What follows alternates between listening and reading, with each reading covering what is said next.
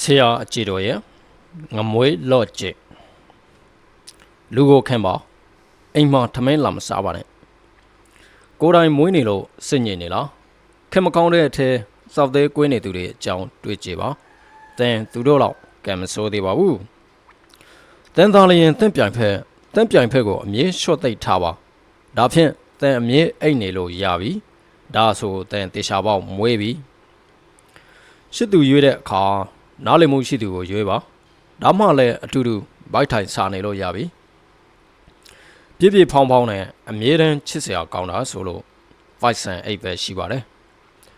လုံးဝမပြည့်နဲ့အများနေတူအိတ်ရှင်ကိုတစ်နေ့၈နာရီပဲထားကျန်တဲ့အချိန်ဆိုမှိမ့်နေ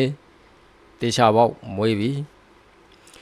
ရိုင်းတယ်လို့ပြောရင်လည်းအရင်ပညာရေးစနစ်ကိုပဲလက်ညှိုးထုတ်ရမှာပဲဇာဝိတာချိန်တိုင်းမျက်နှုတ်ခိုင်းနေတော့ဘဝမှာဘသူမှအထင်မကြီးဘူးကိုကစပြီမမွေးသေးသေးဟိုလူကြည့်မရသလိုဒီလူကြည့်မရသလိုနဲ့တကယ်သာမွေးကြည့်ဘသူကိုမနာလို့ဖြစ်ရမှန်းကိုမသိဘူးတကယ်မွေးလာတဲ့အခါဖော်ဖော်တီပေးနိုင်တာဒုက္ခပဲရှိတော့တယ်မမွေးသေးဘူးလို့ဘလောက်ပဲအတင်းထားပါစေဘာစားရှိုးနေပြီဆိုတေချာပြီမွေးပြီပဲလူကသာငမွေးစပွေးထိုးကဆိုင်ရှင်ထက်ဘိုက်ပိုရွှေ့ရှင်နေတာမျိုးစားအမေတောင်းမေဒုက္ခတွေအတွက်အလှခင်မယ်ဆိုတိုင်းကိုမျက်ခွက်ကြည့်ပဲကိုပြေးမြင်နေတာတော့မတက်နိုင်ဘူးငယ်တုန်းကဘဝအတွက်အရေးပါတဲ့ခြေလန်းကိုဘလို့စလန်းရမင်းသာမသိတော့ကြီးလာတော့လမ်းပြောက်တော့တာပဲခုလိုမွေးနေတော့တရှင်ကစားအမေတောင်းမေဘဝနဲ့ဆန်းဆန်းရဲဘဝကိုပြန်တွေးပြီးရေတောင်ရေမိတယ်အမေအလို့သာမရှိတော့မသိရင်နားယူနေတဲ့အတိုင်းပဲလူကသာငမွေးရုပ်ကခုပဲထမင်းစားပြီးထလာသလားမှဲ့ရအောင်ဝါကြီးလှကြီးဖြစ်နေတာတော့မတက်နိုင်ဘူးကြိုးစားရင်ဘာမှမဆိုဖြစ်နိုင်တာကိုယုံကြည်ပါမယုံရင်ကြည့်လေဘာမှမရှိရကနေစပြီးကြိုးစားလာတာခုဆိုအကျွေးတောင်ပက်လေဝိုင်းနေပြီဒီလိုအချိန်မျိုးမှာမျိုးစည်းကျွမ်းကျင်ပြီးအဆိုကောင်းတဲ့မင်္ဂလေးမျိုးနဲ့အတူတွေ့ရှင်တယ်ကိုကရုပ်ခံနဲ့ခွက်ကလေးပဲခောက်တက်တာဆိုတော့လေဘာမှမရှိဘူးဒီထက်ရှင်းတာလည်းမရှိဘူးတကယ်မွေးတဲ့အခါအရှိစစ်ကိုရှာဖွေရရှိနိုင်ပါတယ်ဘိုက်စာလိုက်တာလို့ပြောရင်ယုံကိုမယုံနဲ့တော့လောကနဲ့တရားဘယ်လောက်ပဲရက်ခဲ့ပါစေယုံကြည်မှုကိုလက်မလွှတ်ပါနဲ့ယုံကြည်မှုကိုအကြာကြီးစုပ်ကင်ထားပြီးဘာမှဖြစ်မလာသေးဘူးဆိုစိတ်တဲ့မကြပါနဲ့ခင်ဗျားဟာတေချာပေါက်မွေးပြီပဲ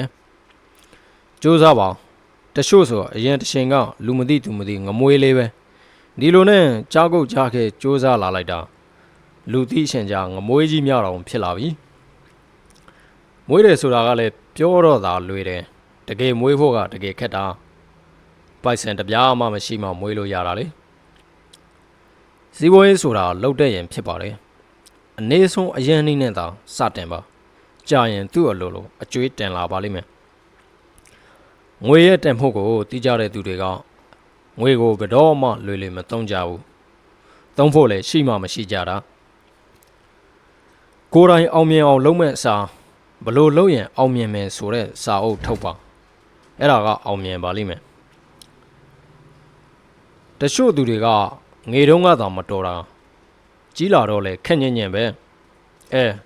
တွေ့ကြုံများလာမှငတုံးကြီးမင်းသိတော့တယ်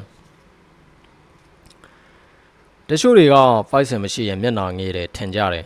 အမှန်တော့ဖိုက်ဆန်မရှိတာမျက်နှာငေးစရာမှမဟုတ်တာဖိုက်ဆန်ရှိတော်လို့လည်းမျက်နှာကကြီးလာတာမှမဟုတ်ဘူးလေဒီမျက်နှာကဒီမျက်နှာပဲဒီတော့အားမငယ်နဲ့ဆက်မွေးအိမ်ကနေလည်းတပြားမှမထည့်ပေးလိုက်ပဲနဲ့ပိုက်ဆန်ကောင်မအိမ်ပြန်လာတယ်ဟုတ်လားဆိုပြီးပြောတဲ့မိန်းဖတွေကတက်ကိုရှိတယ်လူကသာလက်အလုံးအတိုးတီးရှန်တာကဂရန်ပီယာနိုတချို့တွေရှိတယ်အရင်ကရွှေထီးဆောင်းခဲ့တဲ့အချိန်ပြန်ပြောရင်ရှန်ပြုတ်တဲ့အထေကကိုမထွက်ဘူးလူတွေကစားရတောက်ရဘဝမှာ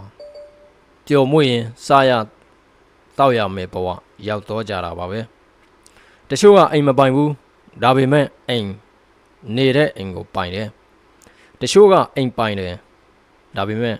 အိမ်နေတဲ့အိမ်ကိုမပိုင်ဘူးလူကသာငမွေးတွေးရှင်တာကစိတ်ပဲ့နဲ့တွေးရှင်ကြိုးခုံလေမွေးလာပြီဆိုထမင်းမစားပဲဘလို့နေနိုင်မလဲသိရှင်လာကြတာပဲအလွယ်လေးခောက်ဆွေးပြုတ်စားပေါ့စားရမယ်တောက်ရမယ်ဖြစ်လို့မွေးနေပြီထင်လားတကယ်မွေးရင်အန်ပါရတာတော့နှစ်မျိုးလိမ့်မယ်ပိုက်ဆံရှိတော့အွန်လိုင်းကပစ္စည်းတွေနင်းကန်မှာဝေထားပြီးမွေးပြီဆိုတော့မှစိုက်မတော်လို့ပြန်ရောက်တာနော်လုံးဝမဝဲရသေးတဲ့အသက်80ကြီးဆိုပြီးပြန်ရောက်တဲ့လူတန်းစားဆိုတာလဲတက်တက်ကိုရှိတယ်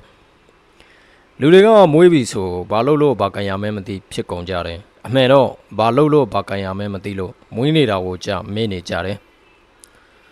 စာလုံးတစ်လုံးမှမရှိတော့ပဲလူတွေကိုမျက်ရည်ကျအောင်လုံနိုင်တဲ့စာအုပ်ဘန်စာအုပ်တချို့တွေကြမျက်ရည်လွယ်တယ်တရေခွဲမြင်ရင်တော့မျက်ရည်ကျကြတယ်လက်ခထုတ်တဲ့ရဲမှာအကျွေးဆက်လိုက်တာရတဲ့လက်ခအကုန်ပြီးလက်ထက်တရေခွဲလေးပဲကြံခဲ့တော့ခုခေတ်မှာမျက်နှာကိုပိုက်ဆံထုတ်နဲ့ကောက်ပေါက်ပြီးငါသားသမိန်နဲ့နန်တူလို့တန်လို့လားဆိုတဲ့ရက်ခွမှာမျိုးလူတိုင်းလောက်နေလိုချင်ကြတာကြီးပဲအဲ့ဒါတိတ်မချိုက်ဘူးအစားနေတယ်တိတ်မစားနိုင်ဘူး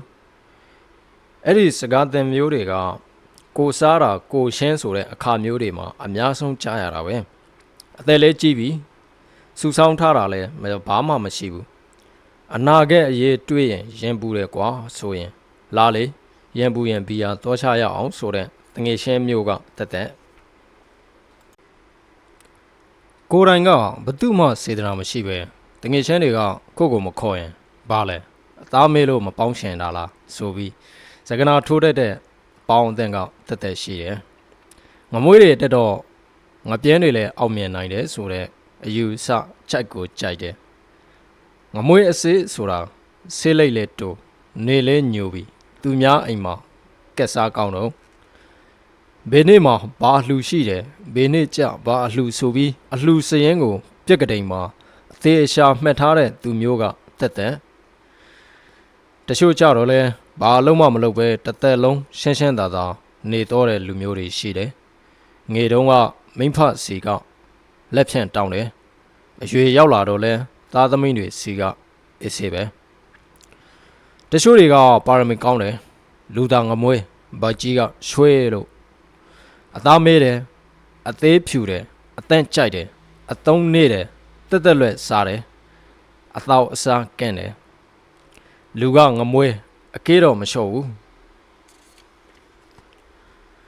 သင်သားငမွေးဆိုအသေးကွေးနိုင်ချေပိုများတယ်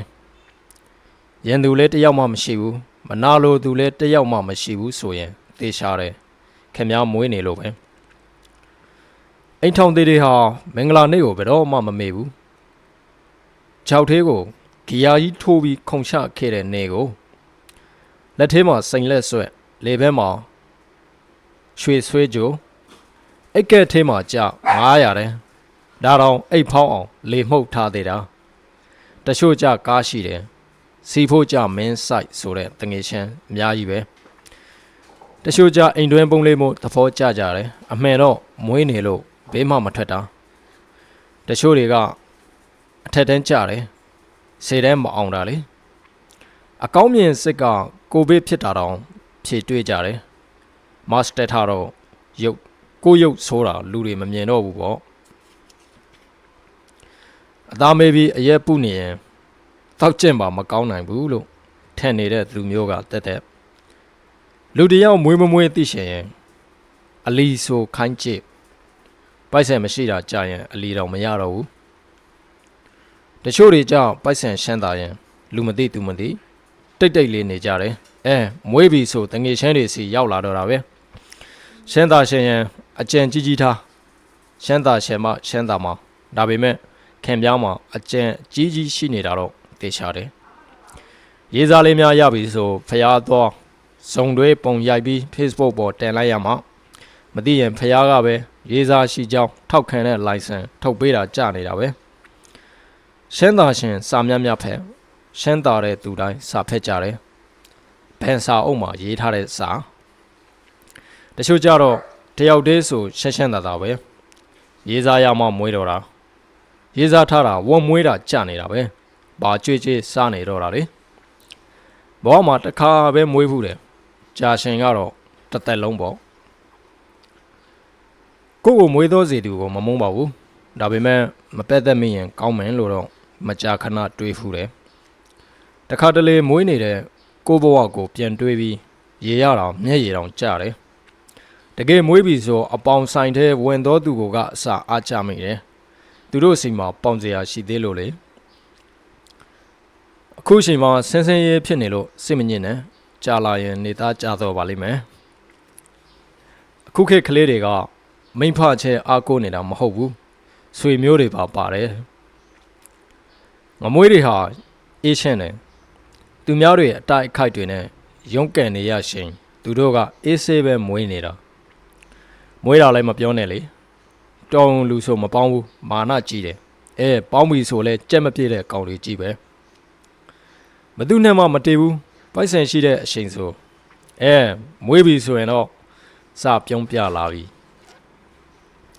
အခုလိုဆင်းရဲဖြစ်နေတော့အရင်လိုစားရမယ်တောက်ရမယ်ဘဝလဲပြန်တော့လွဲမိတယ်ငမွေးတွေကအပေါင်ဆုံးပစ္စည်းဆိုတိတ်နှမျောတာရှိတဲ့ထက်ပေါင်ရှင်လို့လေလူကသာငမွေးလမ်းလျှောက်တာပေးနဲ့အိမ်ကဖျားသာမရောက်တာကြလို့ခိုးကိမဲ့ခောက်ပြီးပြန်ရှာတာ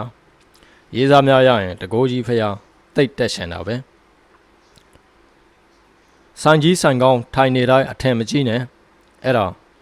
ဖေးသမားစကားနဲ့ပြောရရင်အောက်ပြုတ်ကြီးနဲ့ရှိုးနေတာတချို့တွေကခံတတ်တယ်ရှမ်းသာတဲ့သူဆိုရင်အမြဲတမ်းကိုယ့်အတွက်ပေါ်နေတာဆိုလို့စိတ်ပဲရှိတယ်အမြဲတမ်းပေါ်တော်နဲ့လေငယ်တုန်းကတော့ဆန်းဆန်းရဲရဲနဲ့ဘဝကိုရုန်းကန်ခဲ့ရတာပဲ